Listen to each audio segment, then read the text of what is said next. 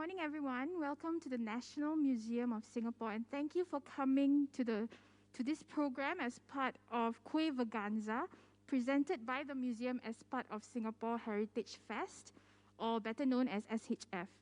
So this year's SHF theme touches on food, and with the changing times, businesses are looking towards going online. Hence, in the museum's program this year, we thought to feature a home-based food business that strives to perfect our culinary traditions. Our invited speaker, Gladys Foo, is the woman behind Kuehdys Foo. Her story began when she wanted to do something special for her mother's birthday. A self-taught cook who enjoys preparing meals for friends and family challenged herself to make Anku Kueh using her aunt's recipe for her mother's birthday. Through a lot of encouragement, her passion for cooking soon prodded her to start a home-based business that became known and recognized, earning mentions in lifestyle blogs and a feature in the Sunday Times back in 2015. Today, her online Instagram business offers a selection of Hainanese kuehs, and she's here to tell you more about how Kuehdys Foo began, and will be sharing her recipe of Anku Kueh, the kueh that started it all. So before we begin, I would like to remind everyone to remain in your seats and mask up throughout the program. If you have any questions for Gladys, please use the QR code provided earlier during registration to post your queries through Pigeonhole, and we will try our best to address them during the Q&A session later. The same QR code was also set up for viewers at home earlier on, but if you have missed it, no worries. We will flash the QR code again, and then we will be also posting the link in the comments section, so please keep a lookout for that. So without further ado, I would like to invite Gladys to continue the program. Okay, thank you. Good morning, everybody. My name is Gladys. I basically am a home cook. Home cooking is actually a part-time. The kueh business is actually a part-time business of mine. I actually do work part-time as well in the social service sector. So on weekends, I take orders and make kuehs on weekends for sale. And of course, if there are special occasions that customers ask, then I will try and see if I can do it for them. So basically, I'm going to share a bit about my kueh story, how I started Kuehdys Foo, and which has brought me here today to meet all of you. So this is my mom. So actually, in 2012, I wanted to make kuehs for her birthday. So what happened was I really wanted to try to make this Anku Kueh.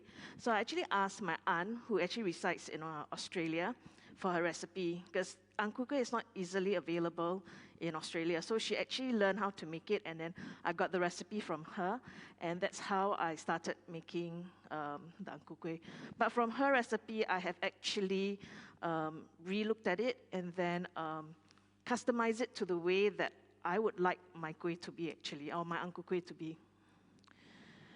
So then in 2015, where I started working in YWC at 2012, and that is where I started being more interested in making kuehs, cooking, and also I shared my auntie's recipe in this book, which is for the anniversary, 140th anniversary, and because for the publicity of this recipe book, we actually, Sunday Times actually approached us and asked us, based on that, I will actually then go back and then remake them again.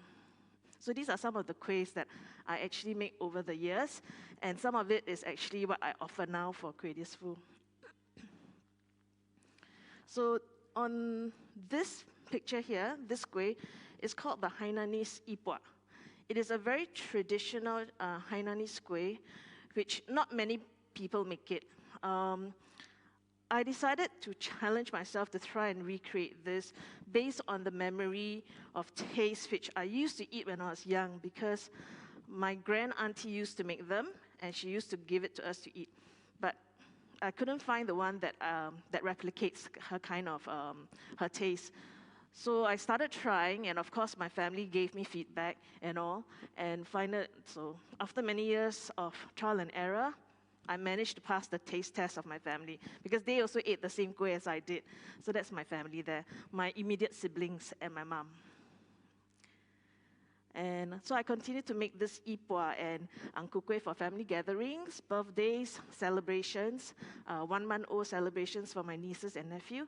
And but it was just for personal consumption. I didn't think people would be interested because these, especially Anku kueh, is readily available out there in the market as well. Okay. But then last year, because of the pandemic, there was a lot of time at home, so I started making kueh again. And it so happened that a chef friend of ours came to give us some bread, and I actually gave her some of my kuehs. So one of the two kuehs that I gave her was the kueh salad, as well as the Ipo.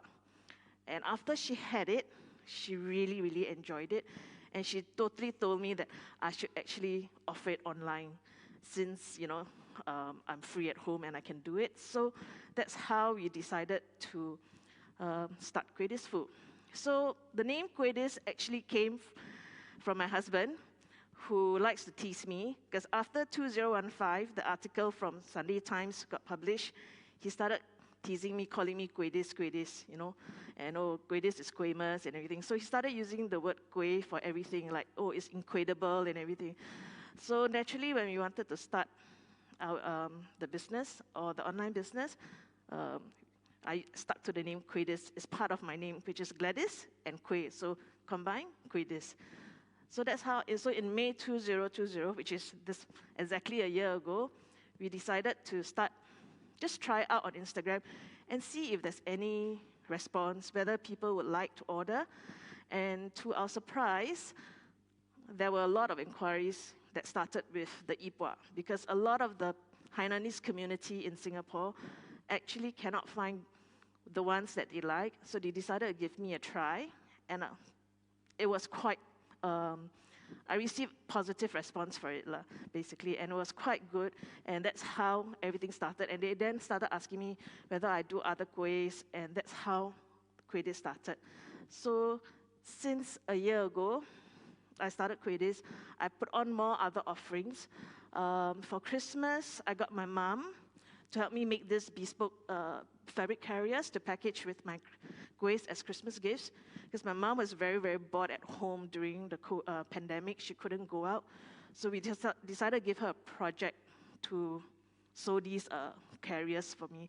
So she was sewing a lot of them, and I told her, why don't we do something nice so that we can package it for Christmas. Then earlier this year for Chinese New Year, what I did was I decided to learn how to make the nian gao, which is the Chinese celebration kueh, from my mom. And we decided to offer it on part of the offering for Kuehdys as well. And this is really traditional steam, charcoal steam nian gao. So we actually steam each kueh is actually steamed 3 hours long using the charcoal burner, as you can see in the picture up there. And we had an overwhelming response. We sold almost 180 pieces of it over a 3-week period. So we were quite worried whether could we actually produce in time, but luckily we managed to. And the response was actually very, very positive. So going forward, we will be offering this for every Chinese New Year. Okay. So with that's a short intro about myself and Kuehdys. Right now, I'm going to go into the Anku kueh part, which started everything. So for Anku kueh, how I'm going to split this up is I'm going to just roughly run through the different process of making it, and then I'll do a short demo here. The process for making the Anku kueh is actually quite long. So within an hour, I wouldn't be able to show you everything. So I have actually broken up into little pieces so that I can show you how the filling will look like, how the peanut filling will look like, how the mung bean filling will look like, and the texture of the skin. So we have the filling, the dough, and then the steaming part. I've also prepared recipe cards for you all to take away. And I think there's a little bit of my Anku Kuehs here, which will be shared with you guys. 1 peanut and 1 mung bean.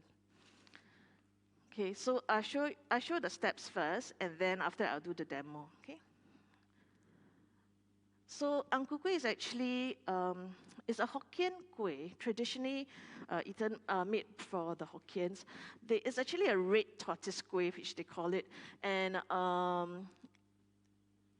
tortoise actually signifies longevity, and the red actually means I think good luck. So basically, Ankokui is actually eaten or distributed during baby's full month, birthdays, or even celebrations, basically like weddings as well.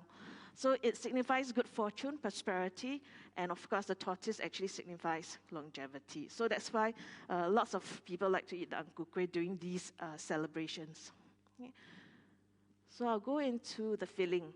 So filling, there's 2 types, which is the peanut and the mung beans. The peanut filling is actually very easy, which I will demo later, but the mung beans take a long time. So mung beans, you have to soak it. So you have to soak it for at least 2.5 hours, okay, for it to actually bloom. Once it's soaked already, you have to steam it. After you steam it, you have to process it. Okay, you can use either a blender or a hand masher. Okay, after that, you have to cook it over a light fire. You can't use high heat, because if you use high heat, the filling will become very dry very fast, and instead you have very crumbly filling. So you fry over low heat with a bit of oil, and you can add your sugar in here then to start cooking. After the light frying, you have to cool it down before you can roll into balls. So this entire filling process can take you up about 3 hours just to prepare the filling. Okay, so what some people do is they actually prep the filling the night before, then they can use it the next day. So if you prep the filling night before, the next morning you just take it up, put it on the steamer, steam it for another 5 minutes, and set it aside to cool. Then you can roll it into a ball. So it cuts short. So you cut your kueh making process over 2 days lah. So it's not like, wow, so long, it's so difficult. I have to spend 6 hours in the kitchen. So you can actually do that. Okay. Next, we look at the dough. So a lot of people, I think back in the olden days when they make this kueh, they only use what you call the glutinous rice flour. So glutinous rice flour is actually a very sticky kind of, after it's steamed, it's actually very sticky. But a lot of people decided that, how do I cut that stickiness? So that's when people started experimenting, adding in sweet potato. So this is, you steam the sweet potato, then you mash it, then you mix it with the glutinous rice flour, then you add your food coloring to get that red, then you knead it into a dough, then again you roll it into a little ball. Okay, so that is your filling. If you have seen my previous slide, I have shown a yellow Ankokui that is using pumpkin flesh. So you can steam the pumpkin and then mix it with the glutinous rice flour and get the orange or yellowish Ankokui. If you want a purple kukui, no longer red Ankokui, you want a purple kukui, you use the purple sweet potato. So if you don't want if you want it to be in green and you want it natural, you don't want to add any food coloring, you can add in pandan juice to give that green color. So you can use the sweet potato, which is the cream color or the beige color ones, and add in the green pandan coloring or pandan leaves juice to get the green one. So it all depends on your personal preference. In terms of filling, there's many types of filling now as well. You also have the coconut filling. You also have the salty bean filling. So it depends on all your preferences and what you want to do. So for me, so far, it's still very traditional. It's still peanut as well as mung beans. I've not ventured out yet. So hopefully I'll get a chance to venture to the other types of filling when I have the time. So, so next is shaping. So shaping, basically when you have rolled them into two separate balls, you have to flatten which I will demo later, you have to flatten the skin, then you wrap the filling around the skin, and then the pressing. So this is the mold. To make Ankokui, you need this mold, okay? These are available at the local store called Pun Huat, but the wooden ones run out very, very fast. So if you happen to see them, you quickly pick them up, because if not, you will end up having to use the plastic ones, okay? So as you can see, I actually bought quite a few to stand by at home. So I have a smaller one. This one's the bigger one, and this one is the same size. So, so basically, you just press it in. I'll show you how, because with the skin, it's actually quite tricky. If your skin is too wet, it will stick. If it's too dry, then you have a very, very hard Ankokui after that. So there is ways to get around it. So I'll show you how you can how to press the kueh inside there and get it out quite easily and smoothly, okay? And then you knock it, and then it comes out, okay?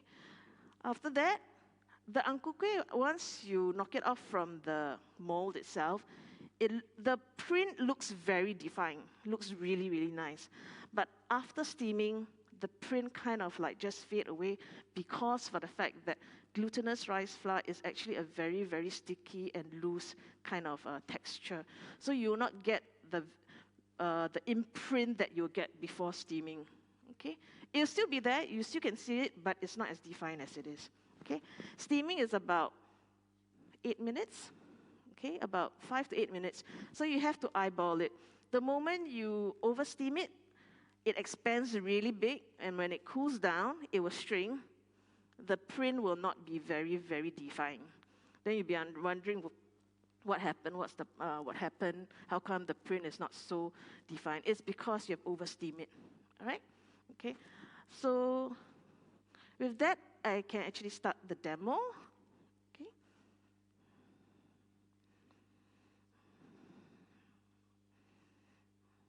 So basically, I've actually prepared a bit of the filling already, which I can show to everybody. Okay, normally at home, I don't wear gloves, but because I'm doing a demo, I have to.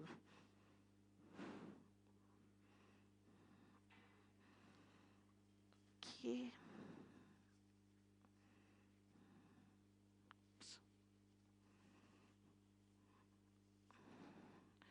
Okay, so basically, I've prepped some of the ingredients here.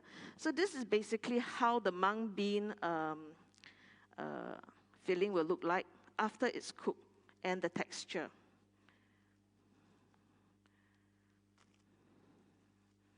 Okay. There is some oil in there to give it that smooth one. So this is a texture that you want. You want it to be smooth, and you want it to be something which can be held together and not too dry. Yeah, you see? Okay, so this is the texture. So actually, just in case you're wondering why my mung bean color has changed, it's because when you cook it with the sugar, sugar actually burns and then turns brown. So it'll give it a darker color, all right? Okay, so this is how the filling looks like. Put it on the plate here.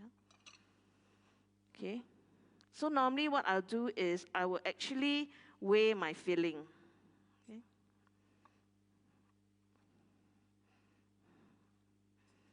So what I'll do is I'll always prep the filling and put it aside. I normally weigh my filling at about 18 grams, and the skin is at about 25 grams. You make it precise so that when you do calculation of your ingredients, it's easier for you to measure and make sure that you have enough dough with enough enough filling.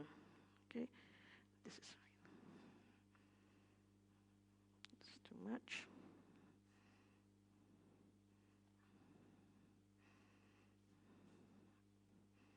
Okay, so about 18, 19.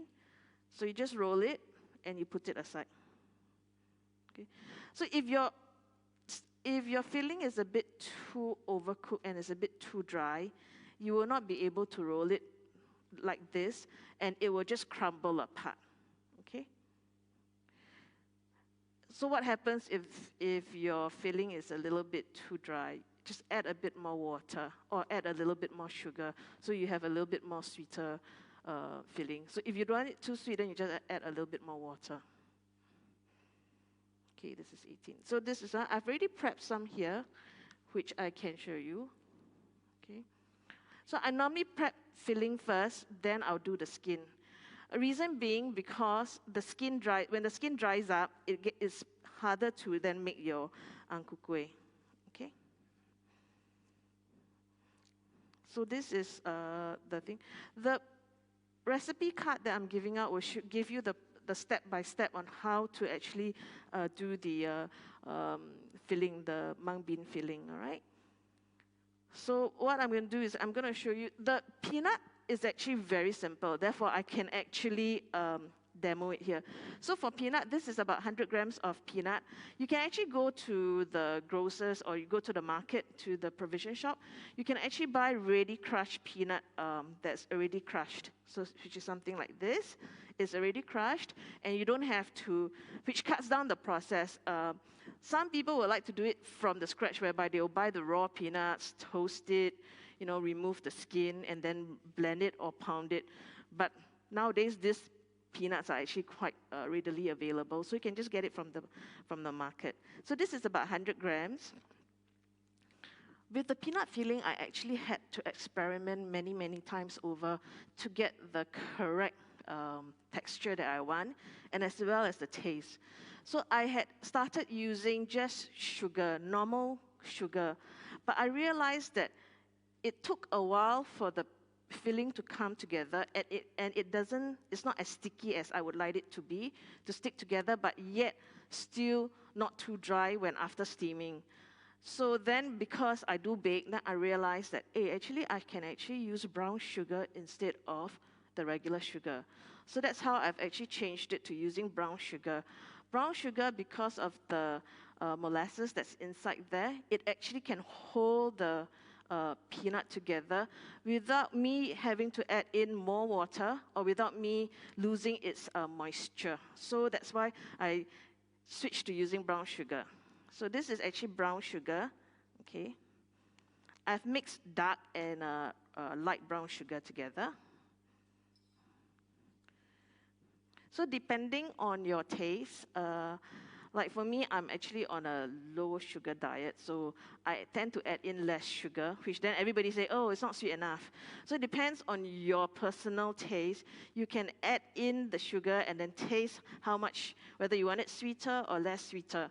Same for the mung bean filling as well. The recipe I've given is actually for the regular ones. It might be slightly sweeter, but if you want it to suit your taste, you can actually cut down the sugar based on your personal preference. Okay. So I normally just eyeball it a bit. Okay. After adding the sugar, I will need to add in a bit of corn flour. This is corn flour. Just a little bit. Corn flour helps to bring the peanuts together, and it gives it a smooth texture as well. Next, I'll add in a bit of peanut oil.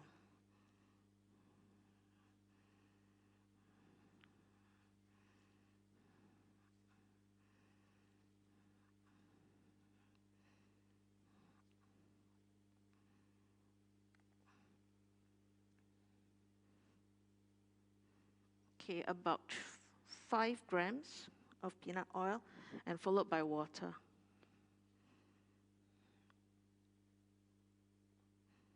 Okay, I normally don't add too much water at the first go, so that I can check on the texture.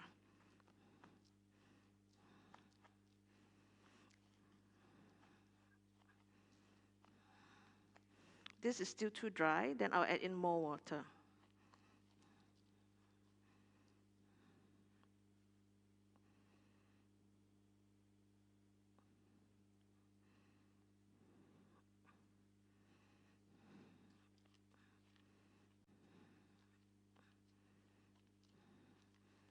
This is about right now. So I will not start rolling it into the little balls first because I'm waiting for the sugar to melt as well.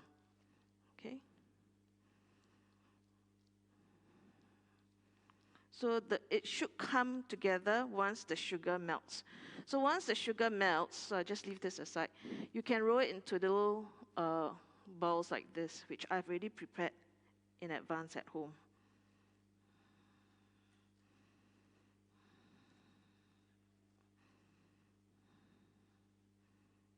See, this is, so for peanut is normally about, mung beans is about 20 grams, peanuts about 18 grams. Okay. If you want to prepare the peanut filling the night before, you can as well. And same thing, just steam it in the morning on the day that you're making. Okay. So this is the peanut. So later I will roll this for you to show you. Okay. So next, what I'll do is I will start making the skin of the Ankokui. Wait, let me see. Okay, so for the Ankokui skin, we will always need sweet potato. So I've actually prepped some sweet potato from home. I've actually mashed it. This, again, after 1 whole year of making Ankukuis, I've decided that I can actually prepare the sweet potato the night before. So I've actually, normally what I do is, if I do have a big order, I will actually prep my ingredients, things that can be done before that, I'll do that the night before. So like for sweet potato, I'll do it the night before. So this is sweet potato that has been mashed, or what we can do is you can use your food processor to process it, basically. Okay.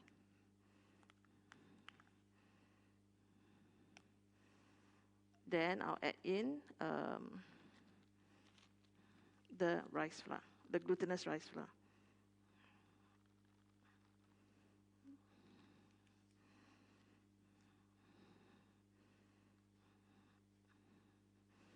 I'll mix the glutinous rice flour together with the sweet potato first before I decide whether I need to add in more water.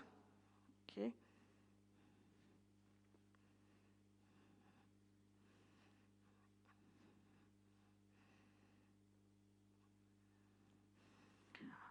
On recipe, I can give you like, oh, you use 300 grams of rice flour, you use 200 grams of potato and everything. But when you're doing the dough, you actually need to have your own feel on what the dough is like, whether it needs more water or whether it needs more flour. So when you're rolling the dough, when it comes together, you know whether, oh, this is not the right texture. Okay. Those of you who actually cook at home will probably know. You probably know that whether your dough is actually too wet or whether your dough is actually too dry. Okay.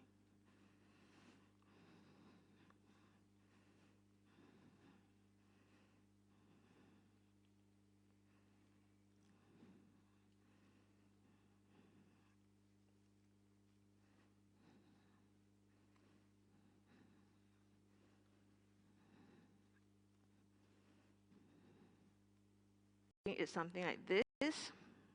See? You can add in a bit of oil to give it that silky texture. Okay? Just a little bit.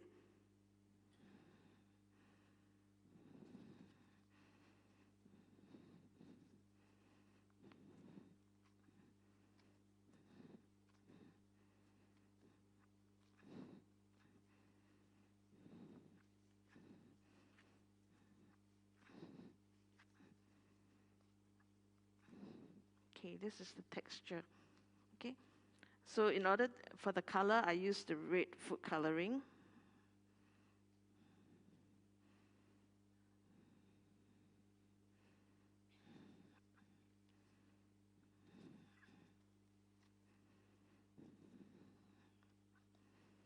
So for this food coloring, you can actually get it from Phoon Huat as well. So a lot of these baking kueh making things, you can actually get it from Phoon Huat.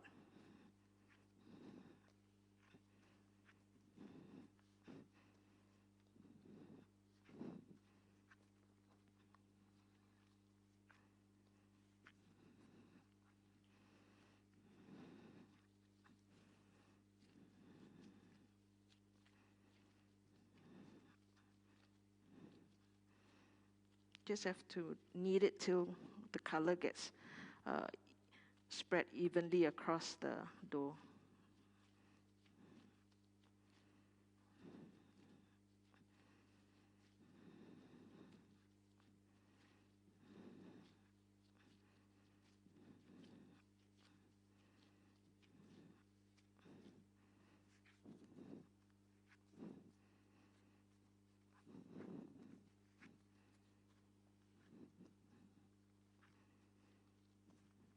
Okay, so it's roughly like this.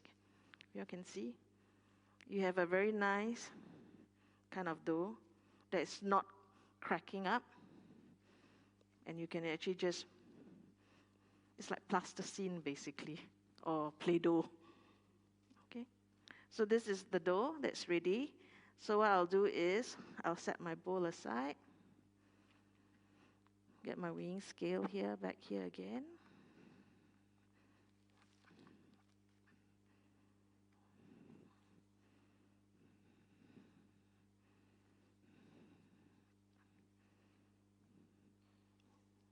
This is too big. Oops.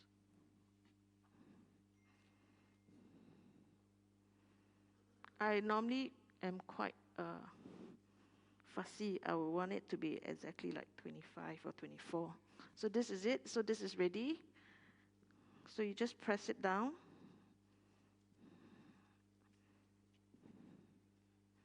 Okay, the mung bean filling.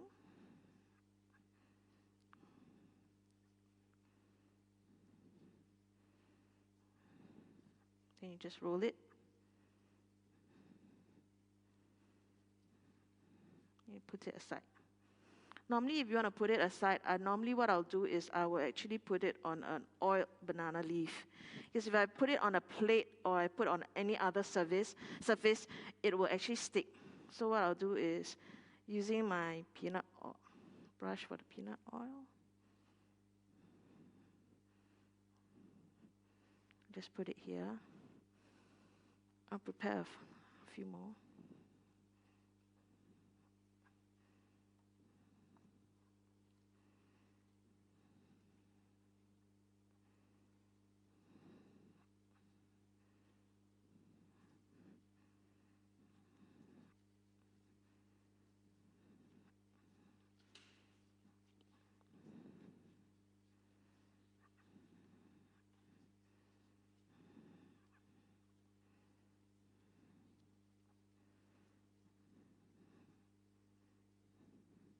Okay, I've got two done, one peanut and one mung bean.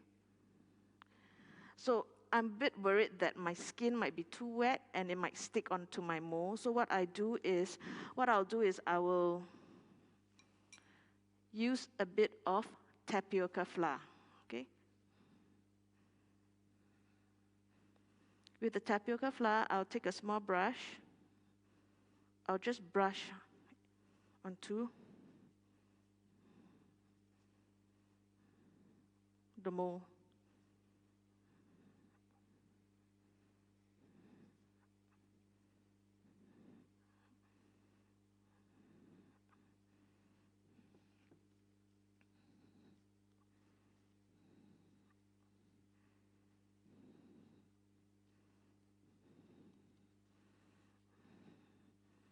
Okay, this is the part whereby I always worry whether it comes out or not, okay? There. Okay. So actually, this part of coating the tapioca flour is very important. So it helps to lift the kueh out of the mold when you knocked it. So this is how the kueh will look like. So this is the mung bean one, okay? So I'll set it aside. So for all kuehs that uses glutinous rice, we always use banana leaf to place the kueh on. And the banana leaves needs to be oiled, basically, so that it will not stick later. So I'll just put this in. Do the next one.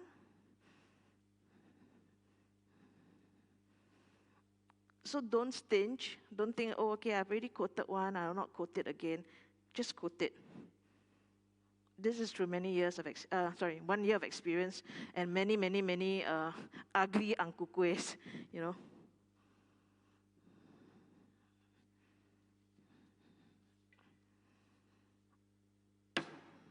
Yeah, another one. Okay. Oops, this one is not oiled, so I have to oil it.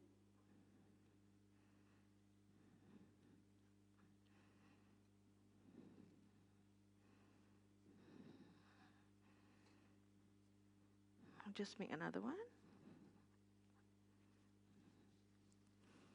So do you all still think that Anku kueh is very hard to make now?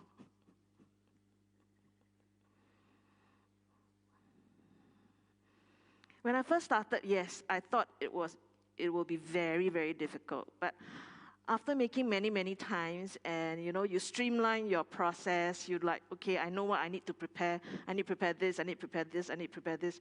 Then it gets easier, basically.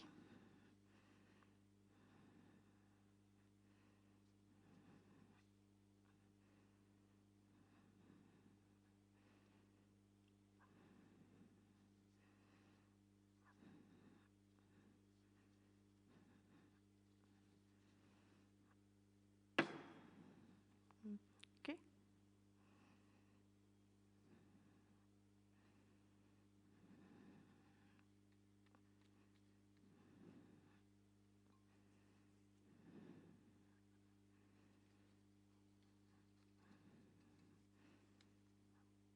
I'll do one more peanut because since I'll finish up the dough, basically. Unfortunately, because of pandemic, y'all cannot come out and try. If not, I would love for y'all to come out and try. Okay, again, if, like my husband, he likes to eat the dough. So he prefers a thicker dough. So you can actually, depending on your personal preference, you can have a less filling, more dough, or you can have more filling, less dough, which will be quite tough because when your skin may not be enough to cover your filling lah. So I don't recommend that lah. Okay.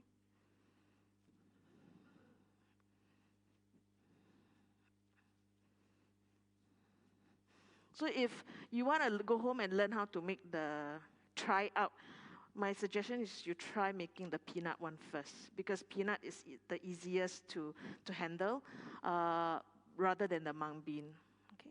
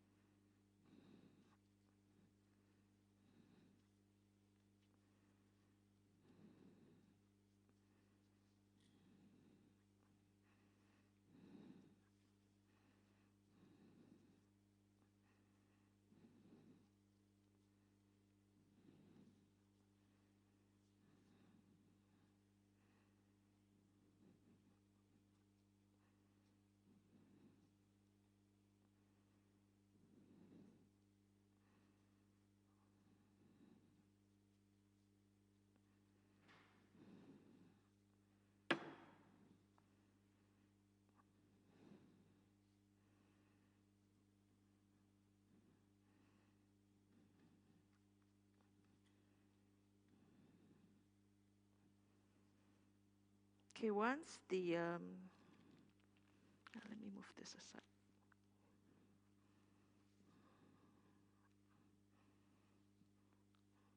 Okay, once this is done, you just place it in a steamer. I normally have a big steamer. If you have seen my pictures earlier, this is the Megdula. So basically, you just put it on a rack in a small little steamer, if you have a steamer. If not, a little wok or pan will do.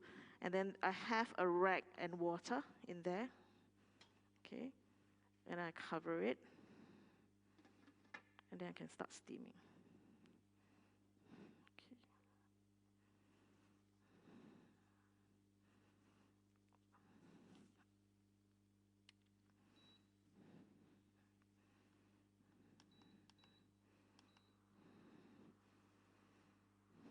The water is not boiled yet. Once the water boils, is about 8 minutes. But you can also actually eyeball it. If you have a steamer with a transparent cover, you can actually eyeball it and see whether, how the kueh is actually, is it expanding? Is it expanding too big?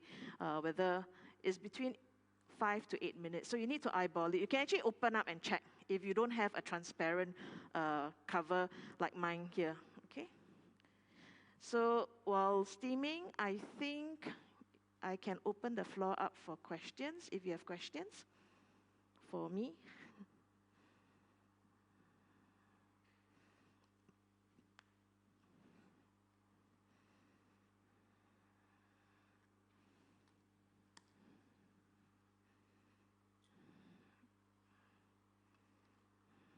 Any questions so far?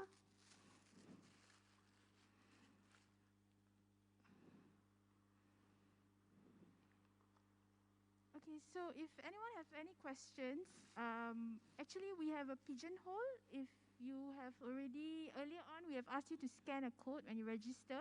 So you may post your questions there. So I have a few questions here that has been submitted, I think perhaps by some audiences at home as well. Okay. So the first question is, can we prepare the Anku kueh with the mold and freeze it and only steam it when we need to? I have not done that before. Technically, yes, but I have a feeling the texture of the skin may be compromised as well. Or even the filling inside the kueh might be compromised. Because sometimes when you freeze it too long, you have that freezer taste, the frozen taste. So I would not advise it, basically. So far, I have not tried that out because I make my kuehs fresh basically for sale, and I don't think it's ethical for me to be selling frozen kuehs basically. Yeah. Okay, so the next question is there any frozen or chilled Anku kueh skin that is sold in the supermarkets? Not that I can think of. Okay, so the next one will be, is there a difference between wooden and plastic mold? No, not really any difference. It's just that maybe the design of the plastic mold and versus the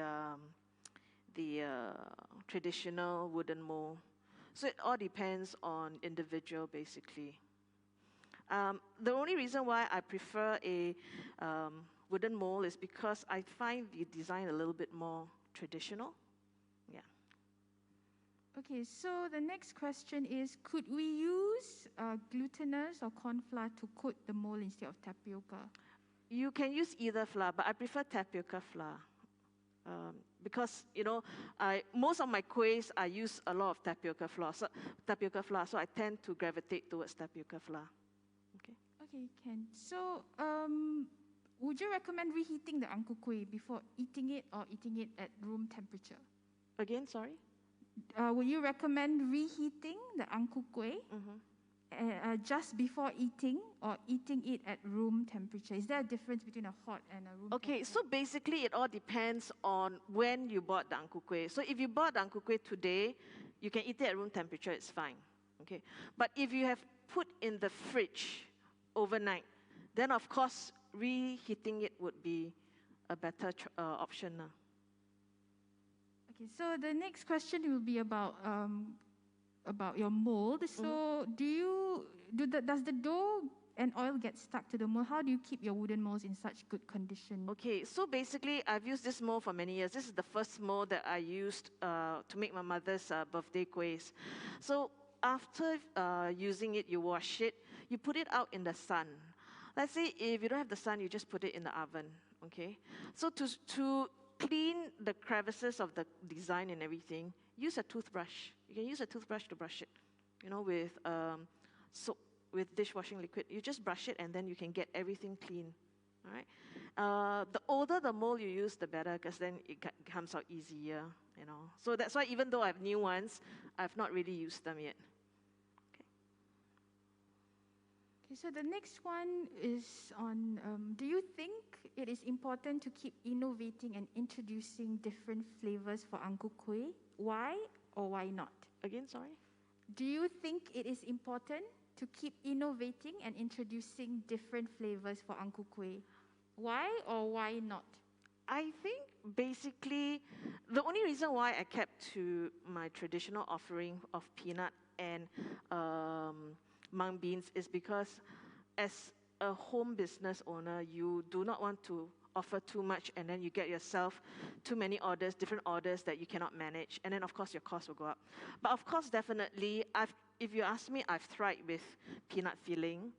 Sorry, not peanut, coconut filling as well. So it's not that I have not tried. It's important to innovate, and that's why you have different flavors, especially in Singapore, whereby, you know, we have different types of food available. I've eaten the ones with durian filling, with black sesame filling. All these are actually, it gives a different flavor, and it actually brings a more variety for something that's so traditional. And of course, it'll keep the young interested in a traditional kueh. One of the reasons why I am actually into kueh making is because I find that traditional kueh's heritage is slowly dying, and that not many young people are interested in eating them or in making them. So that's why I decided to actually try to revive some of these little, especially like for my tradition, the Hainanese Ipo, which is something that, you know, is not commonly found, and that's why I decided that I want to make it and I want to offer it so that people, other Hainanese or young Hainanese, will know that there's such a traditional Hainanese kueh that exists for us. Yeah. Okay, so the last two questions. What challenges did you face in starting the kueh business and making sure it is profitable and yet not losing your passion for making kueh? Okay, so for me, it's because I don't do this every day. I do this on a part-time basis, as I mentioned earlier. It is profitable, but it's a lot of hard work. If I have a big order, I have to wake up at 5 in the morning to get it done, because I believe in making the kuehs fresh in the morning and people coming to collect in the afternoon. So if I have a collection at 9 o'clock, that means I have to wake up at 5 to make sure that everything gets ready by 9 for them. And it's because I believe that my kuehs should be eaten fresh, that I don't compromise by making them, cutting corners and everything. So profit margin-wise, I might say that yes, for some kuehs it's really, really good, but for some kuehs it's really, really hard work. So like for an Anku kueh, I'm only charging $1. But if you look at it, the amount of time and effort that gets put into to making that one kueh is more than that, actually. So again, it all depends on whether you are looking at a profitability side, or are you looking at wanting to share what you can make with people out there, you know? I'm quite lucky over the last 1 year that I've got many repeat orders and repeat customers, and that have been coming back. And also, and that's why I believe that I shouldn't cut corners and that I should make my kuehs fresh in the morning for afternoon collection. A lot of people think that I own a store. They text me, where is your store? Can I come and pick up? I said, no, I don't own a store. If you want, you have to order in advance so that I can prepare my ingredients fresh. Yeah. Okay, so the final question is, what is your fondest memory of kueh? What's my fondest memory of kueh? Of course, it goes back to my tradition, the Ipo, which is one of the reasons why this got started as well, besides the Anku kueh. Because the grand aunt that used to make it for us passed away like 10 years ago or more than that, and we've never like had good ones. The ones that's available in the market are normally either lack certain ingredients, or it's just dough, and dough. So we've not had good ones, and that's how I decided that I actually want to try and make it to replicate the taste that I used to remember. Right. Yeah. So, would you like to do some closing statements before we end the program? Yeah, basically, my kueh making journey started with wanting to make kueh for my mom.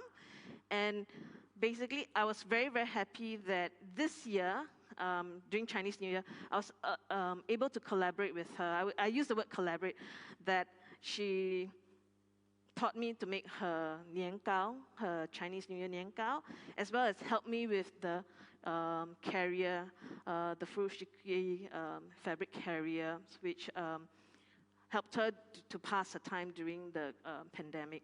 And she's 85 years old this year, and she continues to make this fabric for me, to carriers for and she's actually very passionate for me as well. So that's where I get my passion from as well. And of course, my husband, who has always been very, very supportive, who actually helped me build my brand, the Kuehdys brand, as well as my siblings and my extended family, has always been supportive about my kuehs, and also the biggest critics for my kueh. So actually, for me, kueh or food is actually something that brings family together, brings friends together and people together. So if you're able to offer a good meal or cook a family friend or family members something nice, why not? You know, it will bring everybody together, especially with this pandemic, whereby social distancing is, everybody is keeping away from each other. But sometimes it's nice to also, cook something and have it delivered. If you cannot meet them personally, have it delivered. Okay, I think my kueh is almost done.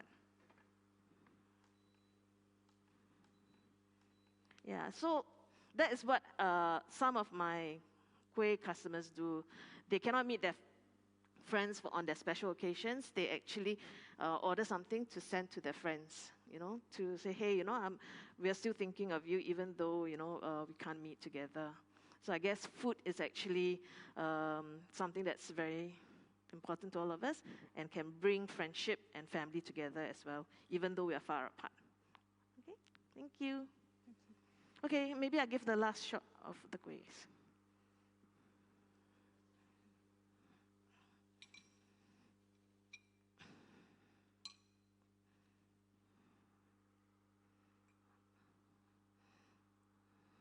It's very hot, so. Okay, I'm not going to do this because it's too hot.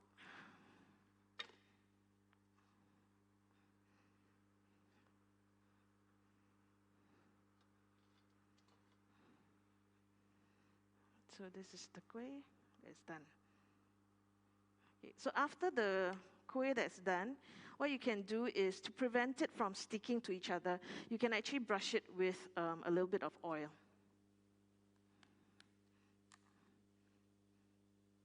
Because when you go and buy Anku kueh, there's actually the very oily surface, right?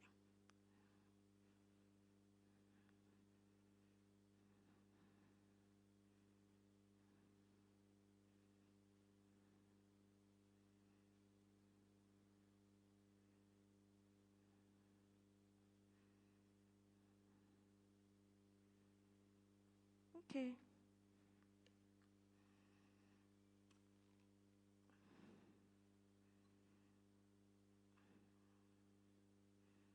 So this is the, which camera? This is, can you all see?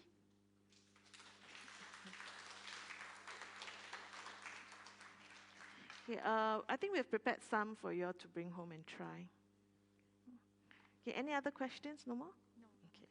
All right, thank you so much. Thank you everybody for coming. Okay. Thank you. So, thank you very much for attending this program. We would greatly appreciate if you could leave your feedback through the QR code that will be appearing shortly. For viewers at home, the QR code will also appear shortly after this session has ended. So for those of you here, as Gladys have mentioned, each of you will be receiving a bento box of kueh. When you leave from this room, you may actually pick up your light refreshments outside. But can I remind you to not consume the food within the museum premises? Please take it home and consume it at home. Okay, so again, for those of you who are planning to hang around, we have another program as part of Kueh Vaganza called Incredible Workshop that will be on at 3 p.m. here as well. So we have a few more slots remaining on PTIC. So if you're interested, please visit our NMS website and get the link to buy your tickets there. Okay, so thank you very much for attending. We hope you enjoy the session. So thank you.